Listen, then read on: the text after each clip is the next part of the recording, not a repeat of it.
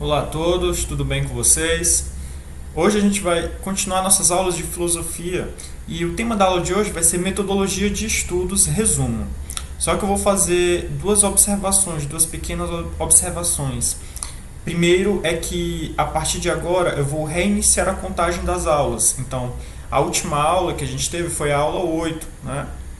E eu vou reiniciar agora, eu vou voltar para a aula 1. Por quê? Porque eu divido as minhas aulas em grupos de 8. É como se a cada 8 aulas eu tivesse um bimestre. Tá? Então eu estou retornando agora. Então essa aqui é a aula 1 do nosso novo bimestre, do nosso novo módulo, que seja.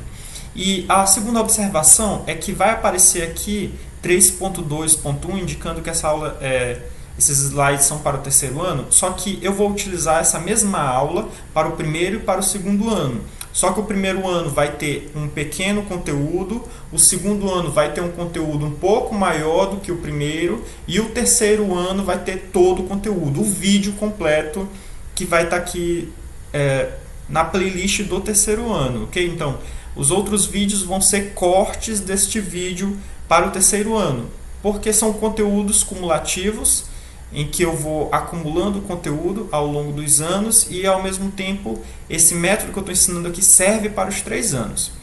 A gente vai começar a nossa aula sobre metodologia de estudos resumo, fazendo logo um exemplo de um resumo. Então, eu vou apontar aqui para vocês um texto desse site aqui, o que é filosofia, lá do Brasil Escola. Esse site bem aqui, o que é filosofia. Tá? Esse texto bem aqui. Aí eu selecionei só o primeiro parágrafo, que é o que a gente vai estudar aqui. Então, a gente vai dar um exemplo de como resumir um texto aplicando aquele método que nós vimos lá no primeiro bimestre, ou lá no nosso bimestre anterior, em que nós vimos que para estudar um texto você tem que desenvolver 3 passos, e a gente vai aplicar esses 3 passos aqui. O texto é esse bem aqui, ó, esse parágrafo aqui que a gente vai analisar, apenas ele. A gente vai começar, primeiramente, fazendo a leitura geral. Tá? Então, lembrando, leitura geral você vai ler do começo até o final o texto, ou a seção do texto, ou no caso aqui apenas o parágrafo, apenas para você ter uma noção geral do que trata o texto, a ideia geral do texto. Então, vamos lá. Primeira leitura. Não se sabe ao certo se a filosofia tem mais ou menos 2.600 ou 5.000 anos de tradição. Se considerarmos a influência do pensamento egípcio sobre os povos gregos, a filosofia pode ter mais de 3.000 anos.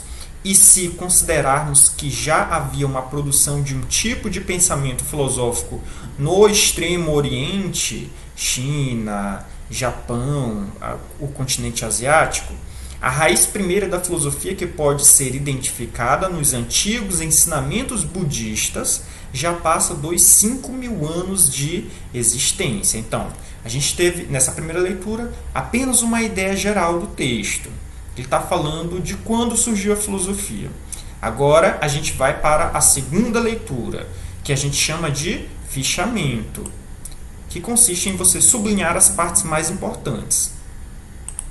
Então, vamos lá. Eu já sublinhei aqui, mas a gente vai tentar destacar isso que eu sublinhei. Não se sabe ao certo se a filosofia tem mais ou menos 2.600 ou 5.000 anos de tradição. Então, percebam que eu sublinhei, não se sabe, e se a filosofia tem mais ou menos 2.600 ou 5.000 anos de tradição. Se considerarmos a influência do pensamento egípcio sobre os povos gregos, então isso é muito importante, influência do pensamento egípcio sobre os povos gregos, a filosofia pode ter mais de 3.000 anos. Isso aqui eu não sublinhei porque é como se isso já tivesse aqui, ó, nessa data anterior, que é um pouco aproximado em termos históricos. E se considerarmos que já havia uma produção de um tipo de pensamento filosófico no Extremo Oriente, a raiz primeira da filosofia, que pode ser identificada nos antigos ensinamentos budistas, já passa dos 5.000 anos de existência.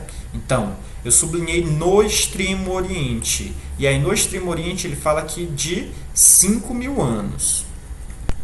Então, a gente pode reler apenas isso que a gente sublinhou. Então, não se sabe se a filosofia tem mais ou menos 2.600 ou 5.000 anos de tradição. influência do pensamento egípcio sobre os povos gregos, e aí a gente já identifica os 2.600 anos, ou no Extremo Oriente, 5.000 anos. Ou seja, para alguns a filosofia tem 2.600 anos. Quem é que fala isso? São aqueles que acreditam que tem uma influência do pensamento egípcio. Já existem aqueles que acreditam que a filosofia tem 5.000 anos. São aqueles que acreditam que a filosofia tem uma influência do Extremo Oriente, dos ensinamentos budistas, lá do continente asiático. Essa foi a segunda leitura, então. Percebam as coisas que a gente sublinhou, as partes que nós sublinhamos, como é bem menos do que o texto completo, do que o parágrafo completo. Pronto, apenas quatro partes aqui, não foi? Então, o resumo agora você faz apenas a partir disso que você sublinhou, tentando dar uma conexão, reescrevendo aquilo. Não é para copiar, simplesmente copiar. Você vai reescrever. Por que você está fazendo isso? Porque isso que você sublinhou são as partes mais importantes. E quando você vai fazer um resumo, o resumo tem que ser algo sobre as partes mais importantes do texto. E aqui está o resumo. Eu vou deixar perto aqui do fichamento. Então, vamos para a terceira leitura, o resumo. Agora a gente pode construir o resumo. E o resumo que eu fiz ficou dessa forma. Você pode fazer de uma outra totalmente diferente.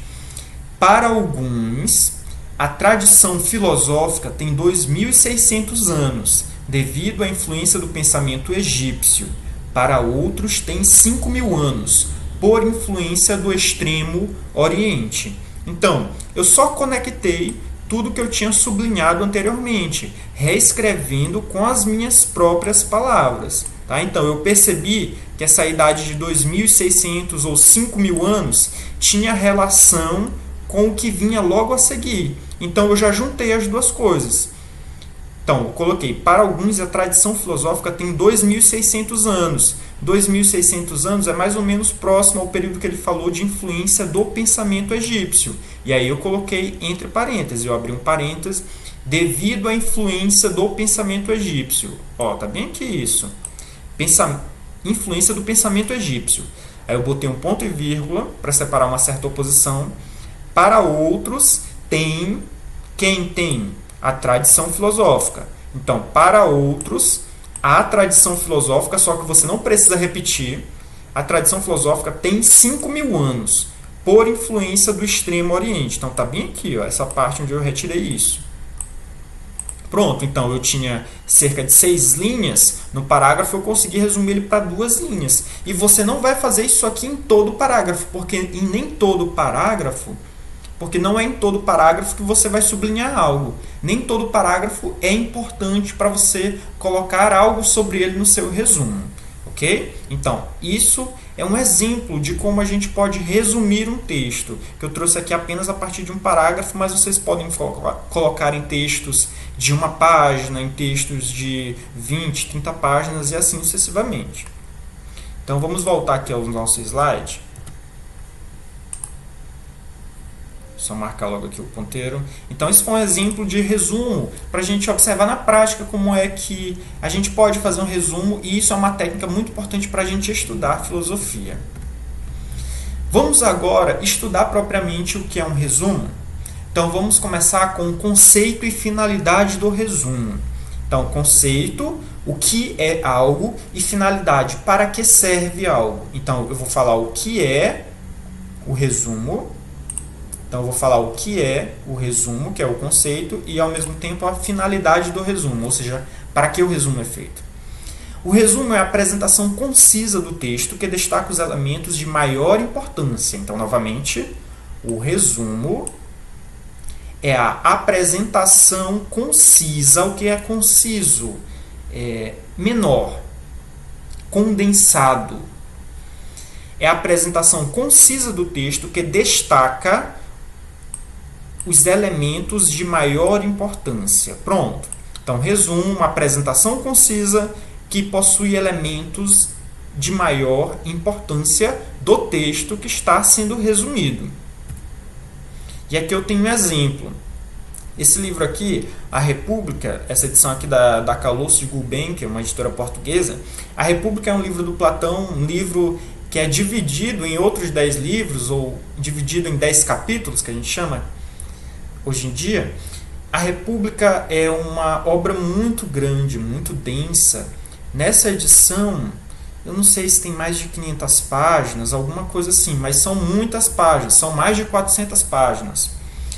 Você pode fazer um resumo do texto desse livro todo em apenas uma página. Claro, dependendo dos objetivos do seu resumo. Não vai dar conta de você colocar tudo no seu resumo em relação a esse texto aqui de 400 páginas. Mas você pode destacar os elementos principais.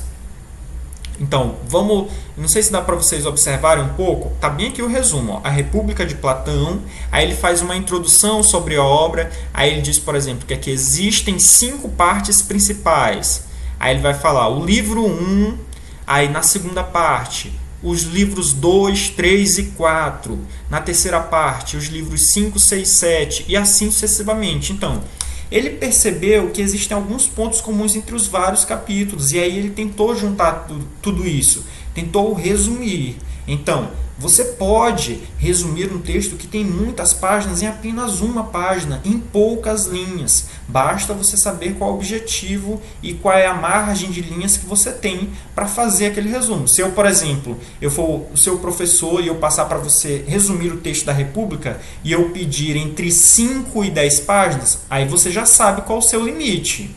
Eu não vou pedir, por exemplo, uma página, que uma página eu acho pouco.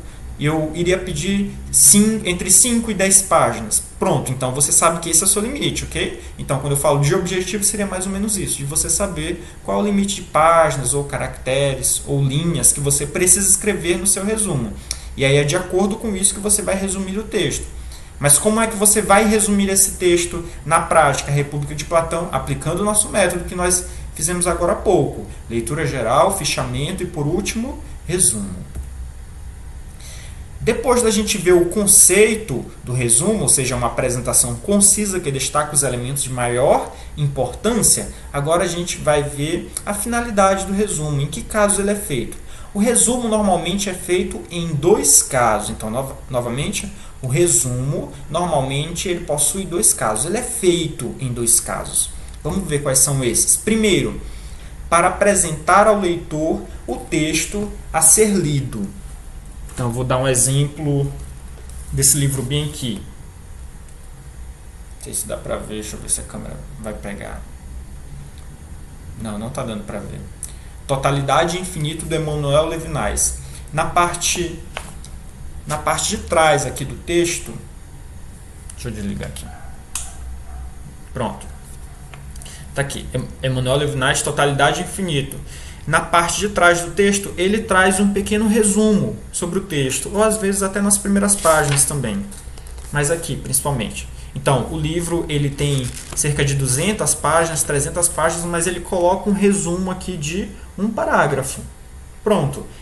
Qual a finalidade desse resumo? A finalidade desse resumo é apresentar ao leitor o texto que vai ser lido. Então, você vai numa livraria e aí você pega esse livro aqui. Qual é uma das primeiras coisas que você faz depois de ver a capa dele? É você ver o resumo sobre o que o texto trata. E aí, se o resumo for convidativo e se o tema for convidativo, você vai e compra. Pronto. Você vai e compra o livro. Então, a primeira finalidade do resumo o primeiro caso em que o resumo é feito é para apresentar ao leitor o texto. Só que o resumo é feito apenas nesse caso? Não. Só um minuto.